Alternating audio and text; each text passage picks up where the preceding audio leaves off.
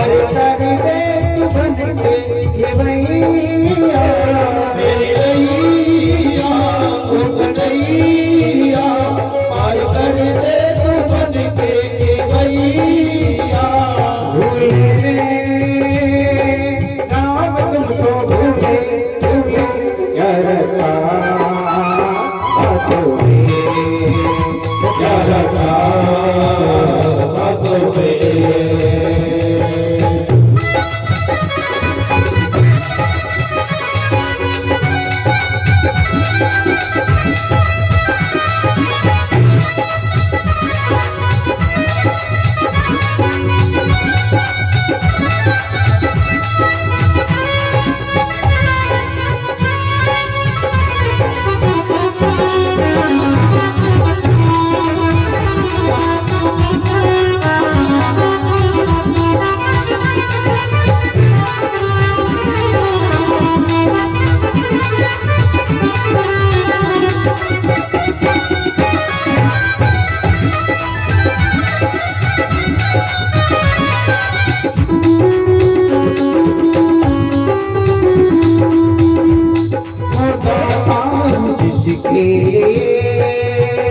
जिसके भजन करता हो आता हो जिसके लिए जिसके भजन करता हो मेरा तो भी रघुबर है जिसे मैं याद करता हो मेरा तो भी रघुबर है जिसे मैं याद करता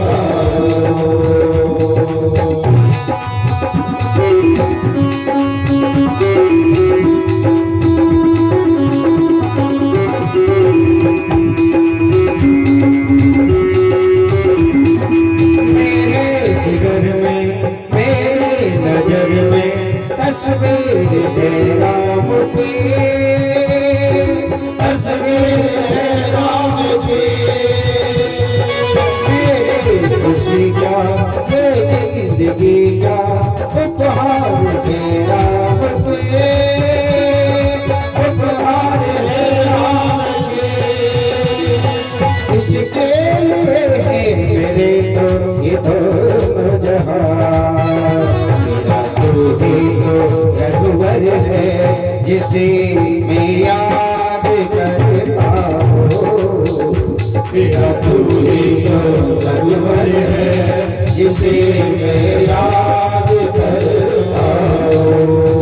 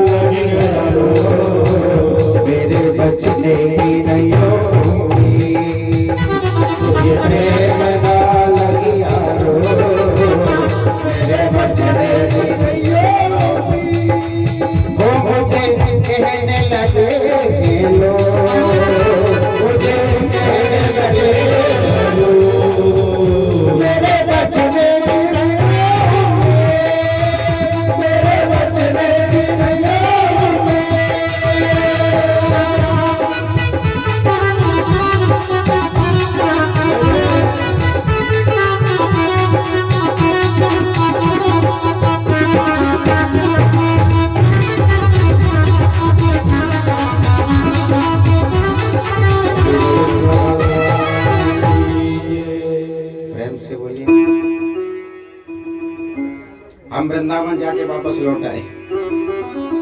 आज भगवान श्री राम को 14 वर्ष का वनवास रथ लेकर के सुमंत जी चले। राम जी ने केवट से कहा भैया हमें नाव दे दो। बोले नहीं प्रभु, कहा तुम्हारे मर्भ में जाना, मैं आपको पार नहीं करूंगा। बोले क्यों? नहीं प्रभु बस माफ करें, मैं आपको ऐसे पार नहीं कर सकता। लक्ष्मण जी को हंसी आ रही है, सीता जी को हंसी आ रही है। राम जी ने सीता जी से कहा आपको हंसी क्यों आ रही है? बोले बस प्रभु ऐसे ही। लक्ष्मण से पूछा तुम बताओ। बोले प्रभु एक छोटी सी बात पे हंसी आ रही है। बोले क्या? कि तुम्हारा जो भी भक्त होता है वो तुम्हारी बात मानता नहीं है। तुमने सुमंत से कहा रथ लेके जाओ तो वो जाने को तैयार नहीं था, मना कर रहा था। केवट से कहा नाव लेके आओ तो ये आने को तैयार नहीं, वो जाने को तैयार नहीं, ये आने को तैयार नहीं। राम जी बोले सुबह सुबह जिसकी बोहनी खराब हो जाए ना उसका पूरा दिन खराब हो जाता है। प्रेम से बोलिए। लक्ष्मण जी ने पूछा महाराज मैं समझा नहीं। बोले समझोगे कहां से? बोले बताओ। जब मुझे पिताजी ने 14 वर्ष का वनवास दिया, मैं वन में आ रहा था, तो वनवास किसके लिए हुआ? मेरे लिए। सीता जी से कहा तुम्हारे लिए थोड़ा ही हुआ? बोले नहीं, मैंने तुमसे कहा कि तुम मेरे साथ मत चलो, तो क्या तुमने मेरी बात मानी?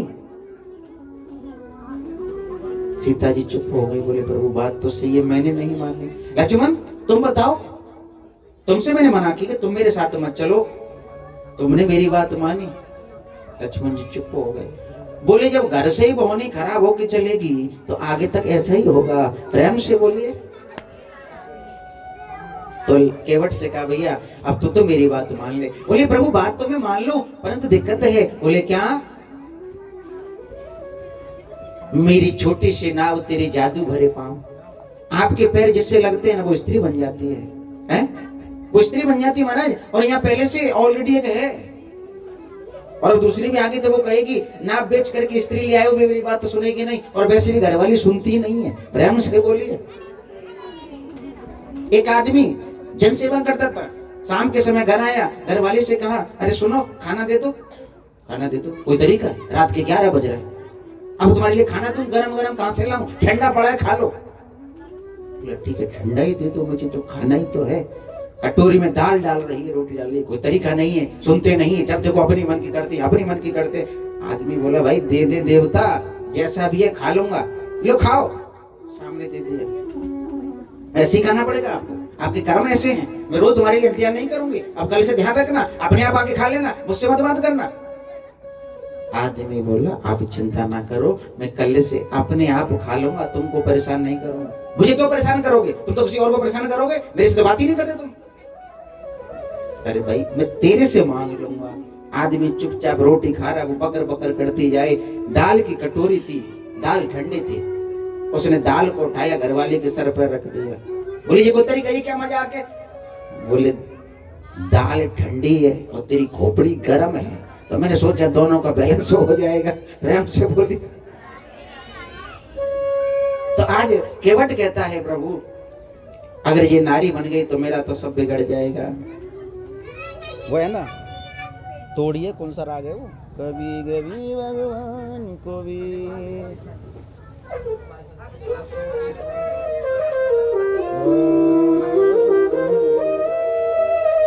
केवट ने भगवान से कहा, तो भगवान ने कहा पहले पैर धो ले, बाद में पार कर देना, कोई बात नहीं है।